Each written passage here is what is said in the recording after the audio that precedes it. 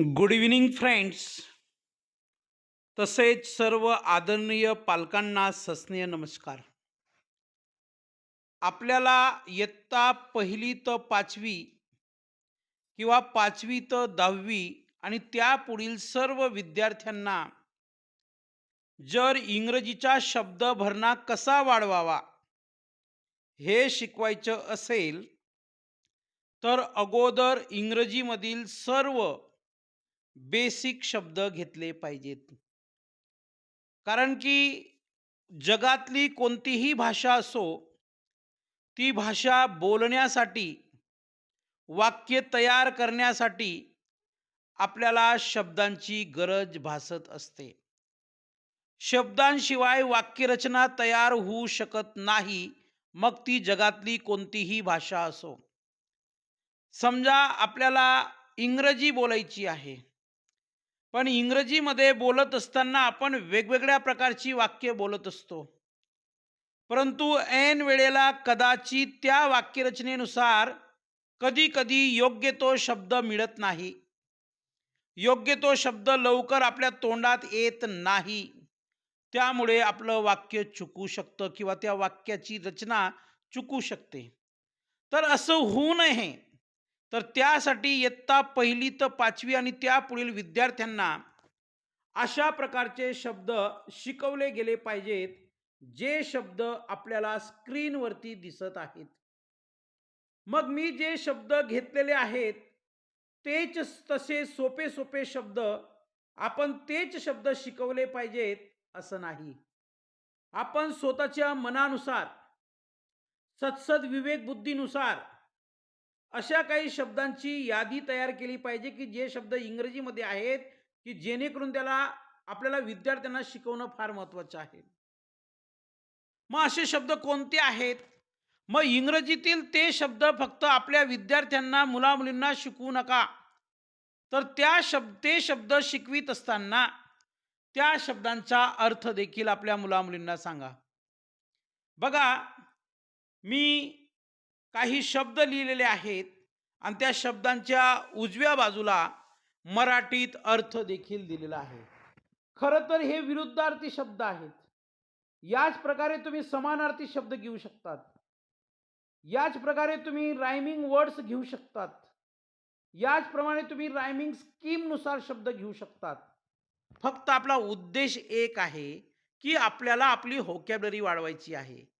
आपल्याला आपली शब्द संपदा वाढवायची आहे. आणि एकदा का आपल्याकडे शब्दांचा खजिना झाला, तर आपण इंग्रजीतील कोणतंही वाक्य सहज बोलू शकतो. म्हणजे शब्द ही आपली अडचण असणार नाही. शब्द ही आपली समस्या असणार नाही. शब्द ही आपली कमजोरी असणार नाही.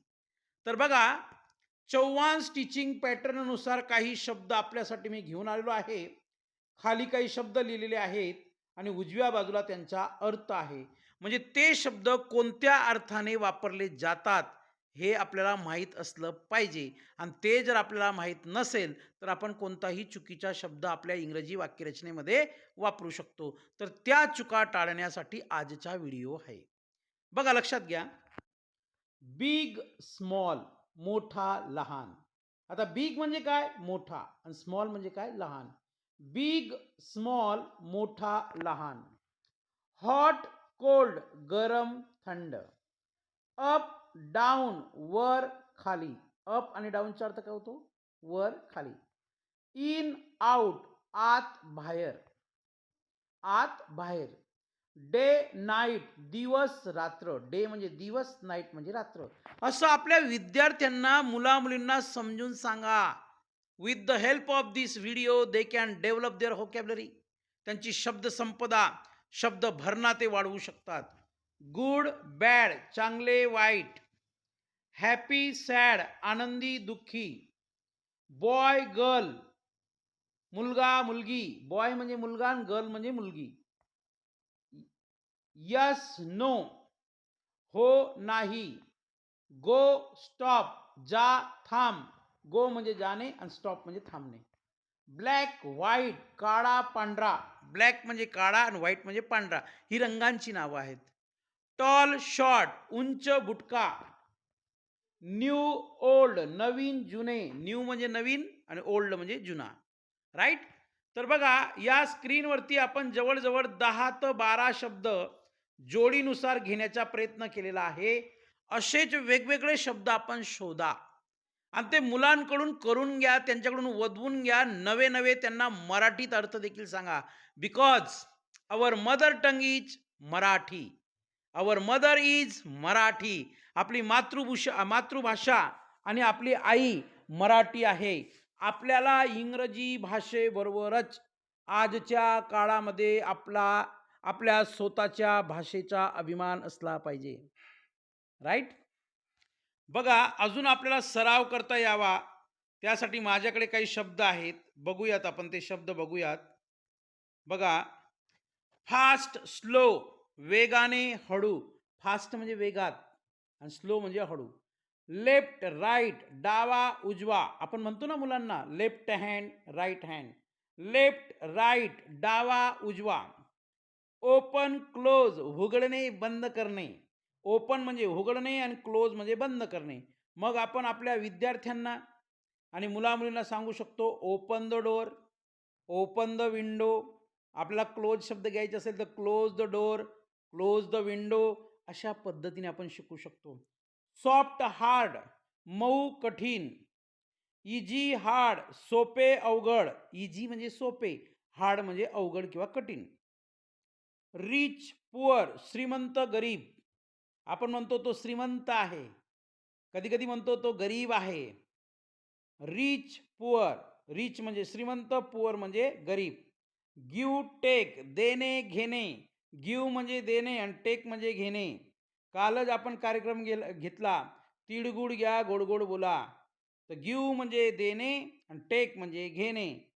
कम, गो, येणे जाणे. कम म्हणजे येणे आणि गो म्हणजे जाणे. ड्राय, वेट, कोरडे, ओले.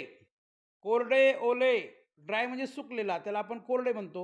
आणि WET, वेट, वेट म्हणजे ओले. बघा मला एक आनंद होतोय हे शब्द आपल्याला सांगताना, शिकवताना किंवा एक्सप्लेन करताना. मी सांगतो तुम्ही जर इयत्ता 1ली ते 5वीच्या विद्यार्थ्यांसाठी बरं का, आदरणीय सर्व विद्यार्थी आणि आदरणीय सर्व पालक, मी तुम्हाला हात जोडून विनंती करतो, तुम्ही जर अशा शब्दांचा प्रयोग तुमच्या घरामध्ये, तुमच्या मुलाबाळांसमोर, तुमच्या विद्यार्थ्यांसमोर, शाळेत किंवा इतरत्र जिथं जिथं तुम्ही जाल, तिथं अशा शब्दांचा उपयोग केला ना, तर हे सर्व शब्द प्रॅक्टिसमध्ये येतात. म्हणजे आपल्याला पाठ करण्याची गरज नाही. मी तर विद्यार्थ्यांना शब्द पाठ करू देत नाही. तो शब्द कसा तयार होतो हे मी शिकवतो. त्या शब्दांच्या स्पेलिंग कशा तयार होतात मी हे शिकवतो. आणि तुम्हाला त्या प्रकारचा व्हिडिओ बघायचा असेल, तर आपल्या YouTube चॅनलवर तसे व्हिडिओ उपलब्ध आहेत. ड्राय, वेट, कोरडे, ओले. फुल, एम्प्टी. फुल म्हणजे भरलेले आणि एम्प्टी म्हणजे रिकामे. याला एमपट्टी म्हणू नका. या ठिकाणी यम आणि पी हे दोघं लेटर्स सायलेंट आहेत. नाही तर बाकीचे म्हणा फुल यमपट्टी. यमपट्टी नाही ते एम्प्टी. काय त्याचा उच्चार? एम्प्टी. भरलेले, रिकामे. Laugh, cry. Laugh, cry. हसणे, रडणे.